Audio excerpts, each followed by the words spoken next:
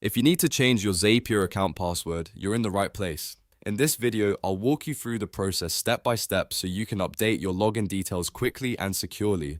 This is a simple but important task, especially if you want to keep your account safe or if you just need to refresh your password for security reasons. And if this tutorial helps you out, go ahead and hit the like button and subscribe for more easy software guides just like this.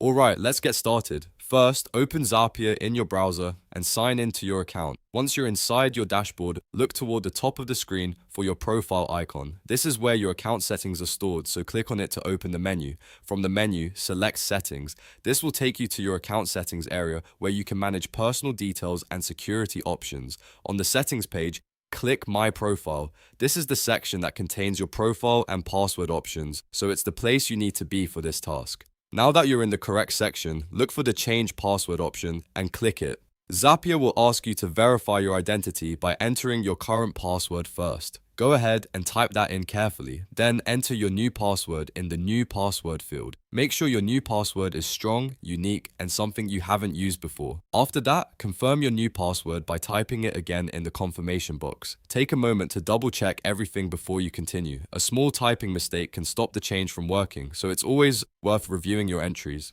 Once you're sure everything looks correct, click Save Changes. Zapier will process the update, and once it's done, your password should be changed successfully. You may see a confirmation message letting you know the update was completed. At that point, your new password is active and you can use it the next time you sign in. And that's it. You've now changed your Zapier account password. It only takes a minute once you know where to find the settings, and now you can keep your account secure with your updated login details. If this video helped, don't forget to give it a like and subscribe for more quick tutorials, tips, and step-by-step software walkthroughs.